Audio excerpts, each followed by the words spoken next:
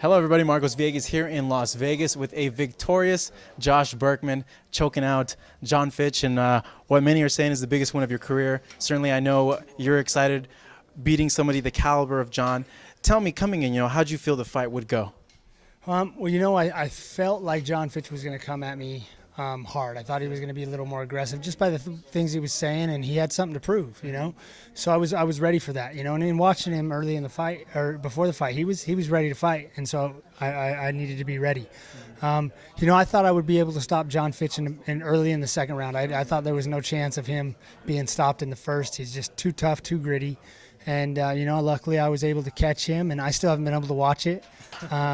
And once I did that, I didn't want to get in on him too close, but I tried that guillotine. I was going to pick him up and put him back on his feet and try to finish him off. And the guillotine just got tighter and tighter, and be like water, just go where it goes. And that's kind of what happened.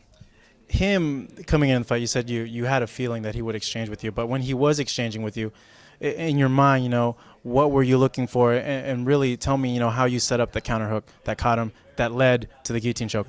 I think that's just martial arts. I think you do certain things to just train to be ready. And you go in there and you just kind of, feel your flow and what's working for you and what's not. And if a guy's not ready, then you get him. Yeah. But if a guy's ready, then you just feel it out. And I think I just was kind of feeling it out, and my training put me in the right places. And, there's not anything that I saw or that was going to happen. It was in that moment that I saw it. I reacted properly. Reacting properly, you let go of the choke against Fitch, so the referee couldn't see it. Talk to me about that. During that moment, did you feel him go limp, obviously, and what was going on through your mind when he did go limp? When I went to my back, I thought that I knew it was in, yeah. And I felt Jon Fitch fight it, and I knew he wasn't going to tap, So I felt him really pull hard, and then.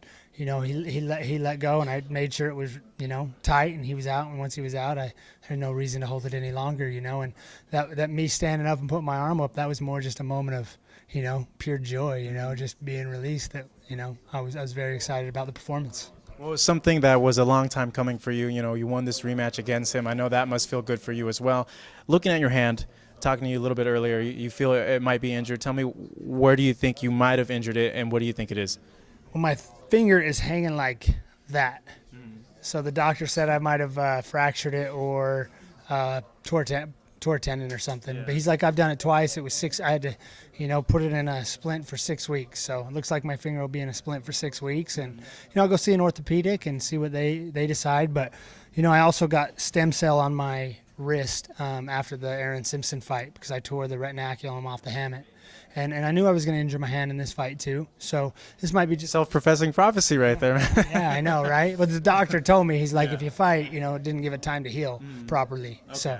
So, but I got really good with my left hand this training camp, which is kind of cool. So, I will just I'll take this time to maybe, get my hand healed up properly. Nothing's too serious, and it's probably a good time for me to take a break and get healthy and come back better.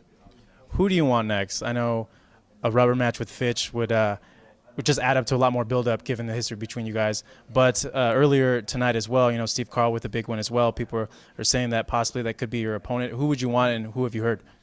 I think that Steve Carl has earned his shot also. He's 2-0. And, I think that, that's why early on I said Fitch should fight somebody else, and then me and Fitch should fight for the belt, because that right there was a world title fight. Yeah. But Steve Carl is impressive. I mean, he's had 2 really quick, submissions, and that submission over Tyson Steele was no joke. And it's up to the World Series of Fighting, and whoever they want to put in there, to fight me, I'll be ready for it. I think either way, fans would appreciate either or matchup. And hopefully your hand heals up quick so that we can get that, either the rubber match or that matchup with Steve Carl. Here with the victorious Josh Burkman, Marcos Villegas, Fight Hub TV. Thanks, guys.